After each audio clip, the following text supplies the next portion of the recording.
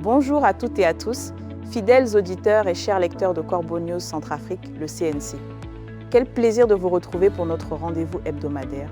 Aujourd'hui, nous plongeons au cœur d'un sujet qui, une fois de plus, fait la honte de notre nation et nous secoue profondément. Un communiqué gouvernemental tout juste sorti de l'antre du pouvoir à Bangui concernant la situation à Ham-Dafok. Et la question que tout le monde se pose et que nous allons explorer avec notre excellent journaliste de terrain, Brahim Saleh, c'est qui a bien pu écrire ce texte. Un texte lu par Évariste N'Djamena avec une telle, disons, monocordie. Brahim Saleh, bonjour. Bonjour Gisèle Moloma et bonjour à tous nos auditeurs.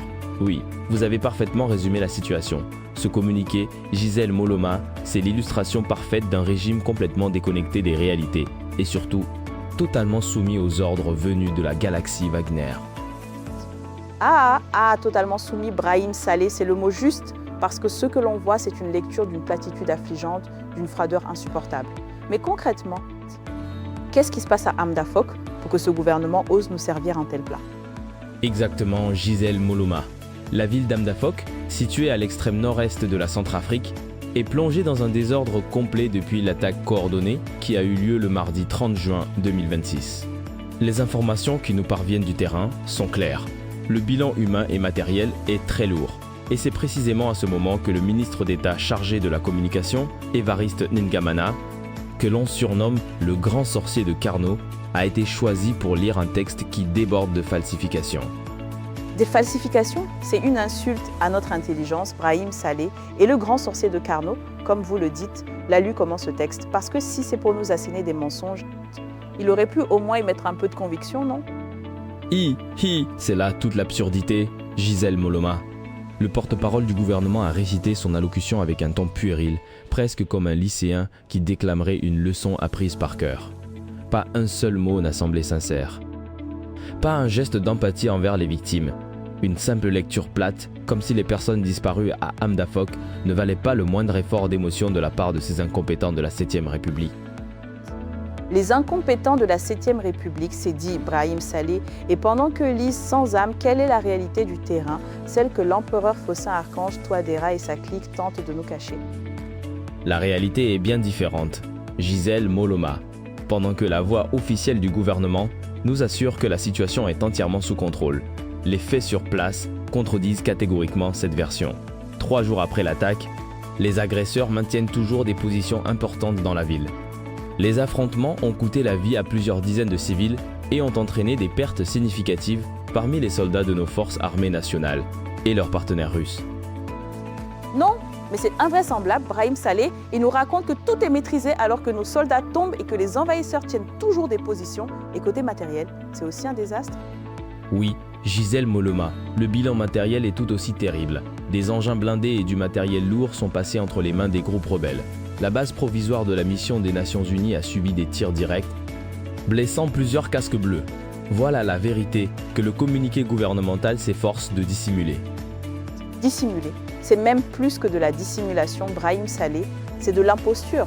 Cette volonté de déformer les événements, ça nous dit tout sur l'origine de ce texte, non? On sent bien que ça ne vient pas de Bangui.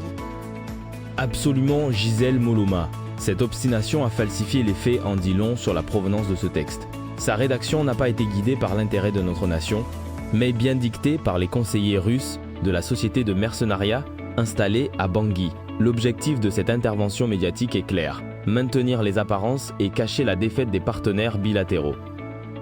Cacher la défaite, c'est une honte pour notre pays. Mais le summum de l'indécence, Brahim Saleh, c'est cette injonction aux populations traumatisées de la Vakaga de vaquer normalement à leurs occupations. C'est se moquer du monde, non? C'est plus que ça. Gisèle Moloma, c'est le comble de l'indécence. Le pouvoir ose demander aux populations bouleversées de la Vakaga de retourner à leurs activités habituelles. C'est une erreur politique majeure, adressée à des habitants qui sont encore en train de compter leurs morts. Cette attitude prouve le refus de reconnaître la défaillance du dispositif de sécurité et l'incapacité des autorités à défendre les frontières de la Centrafrique. L'incapacité à défendre nos frontières, le dictateur Faustin Archange Touadéra et son entourage préfèrent cacher la vérité plutôt que d'agir. Pendant ce temps, sur le terrain, nos compatriotes sont-ils abandonnés à leur sort? Ils sont livrés à eux-mêmes, Gisèle Moloma. Sur le terrain, les forces gouvernementales et leurs protecteurs étrangers ont cédé, laissant les habitants d'Ham-Dafok sans aide. Aucun renfort significatif, aucune reprise de la ville, Aucun plan annoncé pour secourir les populations prises au piège. C'est une trahison pure et simple. Et pendant que nos populations souffrent, les Russes continuent de tirer les ficelles depuis Bangui, n'est-ce pas, Brahim Saleh? Exactement, Gisèle Moloma.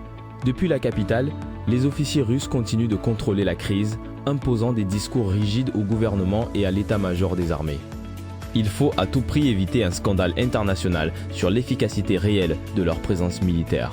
Pendant ce temps, à plus de 1000 km de Bangui, Hamda-Fok reste aux mains de ses assaillants. Aux mains des assaillants. Voilà la triste réalité que le dictateur Faustin Archange Touadéra et son gouvernement tentent de nous masquer avec des communiqués froids et mensongers. Merci Brahim Saleh pour ce décryptage essentiel. Merci à vous, Gisèle Moloma. Cet article si important a été rédigé par notre journaliste Ibrahim Moussa avec toute l'équipe de la rédaction, évidemment sous la supervision de notre directeur de publication, M. Alain Zilo.